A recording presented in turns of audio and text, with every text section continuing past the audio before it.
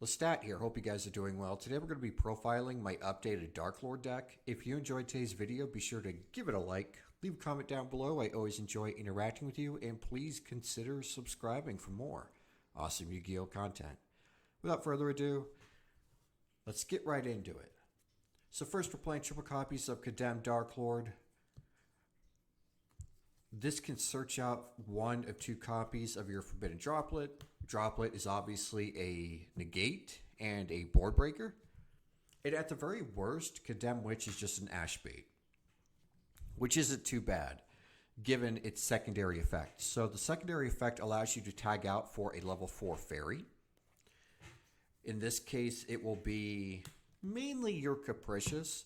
So ideally, you want to end your board on Condemned, Darklord, and Witch, and then whatever else you can end your board on.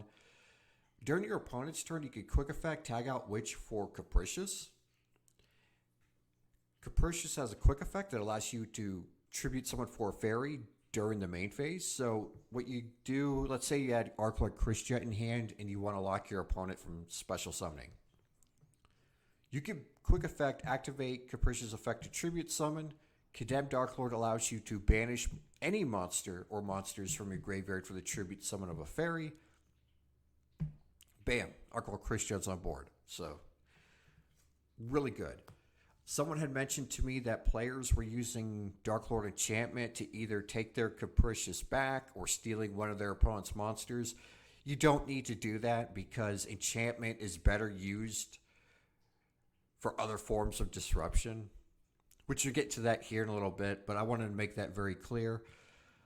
You can chain block with these two cards. You activate a Darklord monster's effect that can apply an effect from grave, and then you quick effect chain one of these effects. That way you can resolve your applying effects. We are running a secondary starter, which is your Indulged Darklord. Obviously, this can fix your hand as well as give it a Darklord monster to your opponent. If you're siding cards like Rivalry or Gozen, you could potentially lock your opponent out for special summoning. This doesn't hinder Branded too much. However, with most other decks, it can really hurt them. Before we continue any further, I do need to bring up Shadow's Light. Our entire strategy is heavily reliant on this card. What Shadow's Light does is that it targets one of your dark monsters.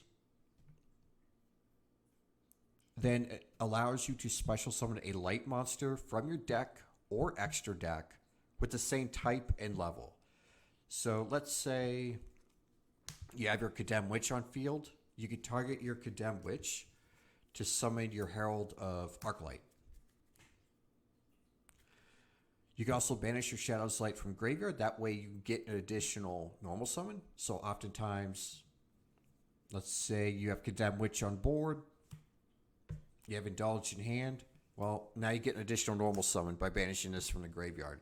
And then you get more effects to resolve. So there's a big benefit of having this card in your deck. If you're not playing it, I highly recommend picking it up because you're absolutely going to need it. Speaking of Shadow's Light targets, for your level 4 Dark Fairies, your target is going to be Herald of Arclight. Now, this is a negate, and it's also a floodgate. So any monster sent from your hand or main deck to the graveyard is banished. Honestly, we're not using that effect. We're mainly going to be overlaying for Fairy Cheer Girl. This is simply in here to grant you hand advantage. So you're going to be detaching material to draw a card. That's all you're going to be doing. So typically, we'll go into this, detach, draw a card, and then link it away for a Condemned Darklord. But continuing on, we are playing triple copies of Ishel, 2 copies of Superbia. This is obviously our main draw engine. You're going to be pitching Ishel with Superbia to draw 2. Ideally, you want to have the Superbia engraved. That way you can revive it with Contact. And then Superbia's effect on summon will bring back the Ishel. And then again, you're going to be able to start applying effects. Now we do play a target for Ishel for Shadow's Light, and that is our Master Flare Hyperion. Whenever your opponent activates a monster effect, you're able to banish a fairy monster from your graveyard to banish an opponent's card on their field. So this is a really good card. For Superbia's target, we actually have three. So aside from the Darklord Christia, we do have Invoked Agidos, which could pop an opponent's card on the field. Now, if you don't feel like wasting this right away, you do have Chaos Goddess. So in the event that you want to hold on to a Gydos and you need to go into a rank 8 play to set up a negate on board, you can go into your Chaos Goddess and then eventually and then overlay Superbia and Chaos Goddess to go to your Hope Harbinger for the spell negate, or your Galaxy Eyes Prime Photon Lord for the monster negate. And then you'll still have the Gydos for later on when you need it. So those are your level 8 targets aside from the Superbia. Continuing on, we do have triple copies of Nastin. I'm not playing Athena for the target because, one, I don't own Athena, and two, it's unnecessary with this deck. But anyways, we are playing the trap version of Darklord, so we're going to be pitching cards like a Rebellion and Enchantment and Graveyard for Disruption. So we pitch 2 Darklord cards, Special Summon Nastin. The cards we pitch, again, will be Interruption cards. We're playing 2 copies of Amdusk, 1 copy of Tezcatlipoca. More Darklord names that can apply effects. Not only that, Amdusk can recycle Darklord cards from your graveyard back to your hand. And Tezcatlipoca is a hand trap that can prevent the destruction of your Darklords, which is really nice, gotta say. Anyways, we're playing 1 copy of Morningstar. This is mainly in here for the first Darklord. If you guys don't know, if Morningstar is used as fusion material for the first Darklord can destroy all cards your opponent controls. So, phenomenal card. Morningstar does grant you the ability to swarm. So ideally, if you end your board on your Condemned Darklord, and then you somehow tag out your Condemned Witch for Capricious, you can quick effect during your opponent's turn, banish 2 monsters from your graveyard to summon Morningstar, and then Morningstar can bring out Darklord monsters from your hand or deck equal to the number of effect monsters your opponent controls. So you could potentially bring out more Darklords from your deck that can apply effects from grave to disrupt your opponent. So this card is really good. It also has another effect that can replenish your life points. So you can mill cards from the top of your deck to the graveyard. And for every Darklord card milled, you gain 500 life points. So not only do you replenish your life points, you also set up more disruptions in graves. So the more traps you send to graveyard, the better. We're playing 1 copy of Darklord Christia. Again, it's a Shadow's Light target for your Superbia. But we're mainly going to be using this to establish a board and then summon this. That way, our opponent can't do anything. This one's going to be controversial. We're playing 1 copy of Dark Honest. It's another dark target for Condemned. I like the battle effect. It usually throws my opponents off guard. If something happens, we're in a matchup where we're being hand-trapped to death, this could potentially buy us another turn. Like, it's a severely underrated card. I understand why people don't like playing it, but at the same time, Darklords don't have, like, super-duper consistency, so sometimes having this 1 Dark Honest can buy you an extra turn if you need to. For the spells, we're playing triple copies of Banishment. This is your Rhoda. Triple copies of Contact. This is a card that I need to explain because there are people from Master Duel that come to my channel and they don't understand how I'm bringing back Superbia and then Superbia is bringing back another monster. The thing is, if you activate Contact and bring back Superbia, Superbia does not miss timing. However, if you apply the effect of Contact, Superbia will miss timing. So there's a difference between activating contact and then applying the effect of contact. So if you activate contact, Superbia will gain its effect. If you apply the effect of contact, Superbia will not get its effect. Hopefully that made sense. We're playing triple copies of Allure. This just adds more consistency to the deck because all of our monsters are dark. And banishing for cost isn't a big deal because we're playing multiple copies of most of our monsters. We're playing one copy of Foolish Burial to help get her Superbia to grave. One copy of Call by the Grave to counter hand traps. We are playing one copy of Darklord Rebellion. This is for removal. One copy of Enchantment. Again,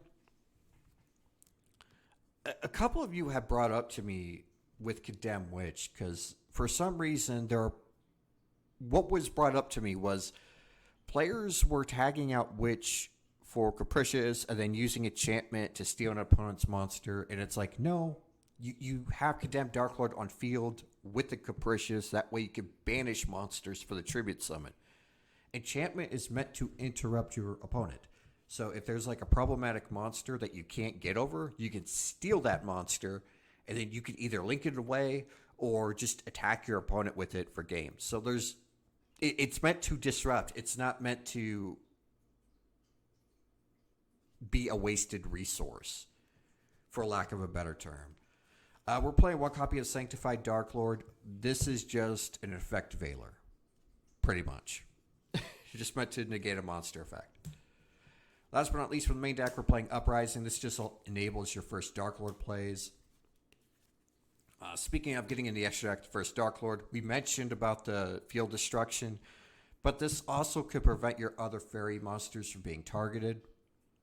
And then once during the main phase, you could pay 1,000, special summon a fairy monster from your graveyard or your hand. So you can bring back Superbia so you can extend, or you could summon a powerful fairy from your hand like Archlord Christia to lock your opponent. So this card is really good.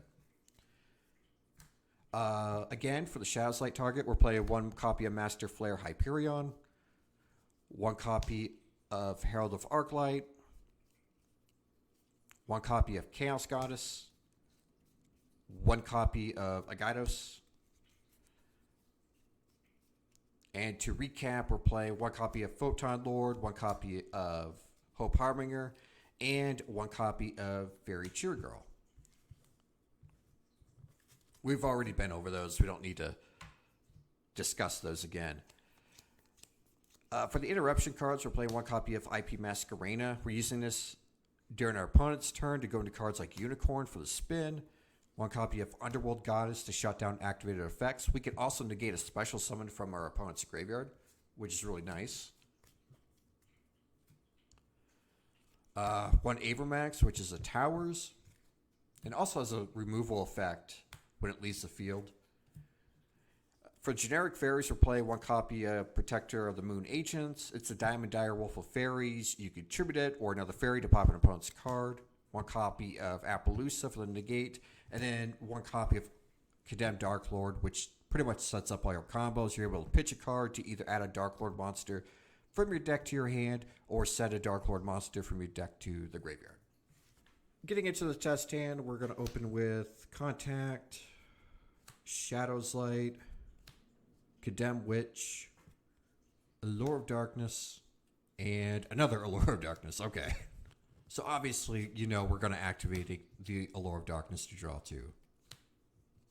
So we're going to banish the extra copy of Condemned Witch. We're going to normal summon Condemned Witch. Its effect will allow us to add the Forbidden Droplet from deck to hand. Always great to have a board breaker on hand.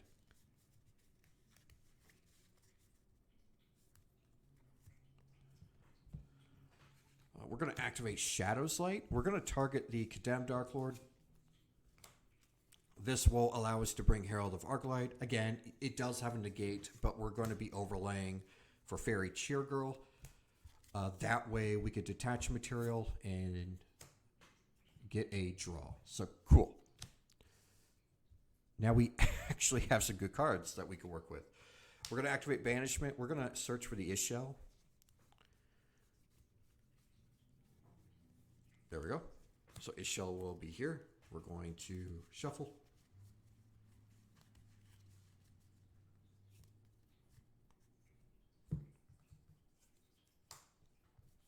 We're going to be activating Ishel's effect to pitch her and indulged. We're going to be drawing 2 cards from the deck. Great. We're going to activate a lure. We're going to draw 2 more cards. We're going to banish the Tezcatlipoca. Straighten out our cards here. Okay. We are going to activate Foolish Burial. We're going to send Superbia to graveyard.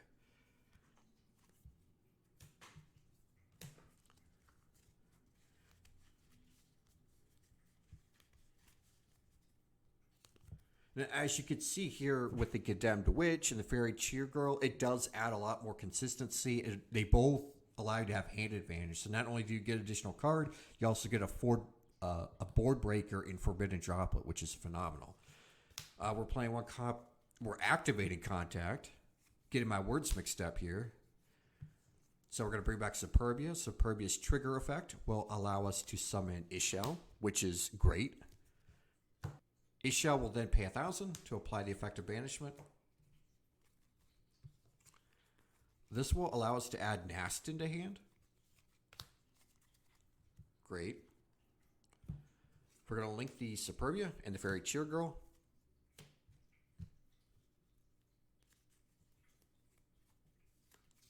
For the Condemned Darklord.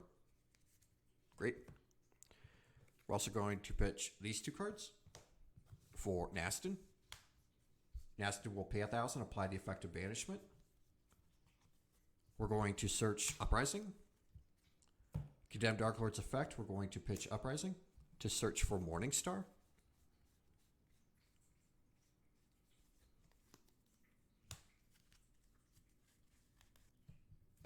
Now what we're going to be doing is we're going to be setting the Forbidden Droplet. Again, it's just like an insurance policy board breaker. And then during our opponent's turn, we can actually do 2 things here. We can use Nastin to apply the effect of Rebellion to pop a card if we need to. And we can use Uprising. That way we can fuse these 3 Darklords to go into the first. And then destroy all of our opponent's cards. Now keep in mind, if you're going to go into the first Darklord, timing is everything. You want to make sure that when you resolve this, that your opponent can't come back from it. Right now with the new Synchro decks, it's going to be very difficult because they're able to play through Nibiru. So you're going to have to time this like perfectly. If you guys enjoyed today's video, be sure to give it a like. Leave a comment down below. I always enjoy interacting with you. And please consider subscribing for more awesome Yu-Gi-Oh! Content. Hit the notification bell to be notified when I go live and upload. And until next time, I hope you have a great weekend. And I'll see you very soon.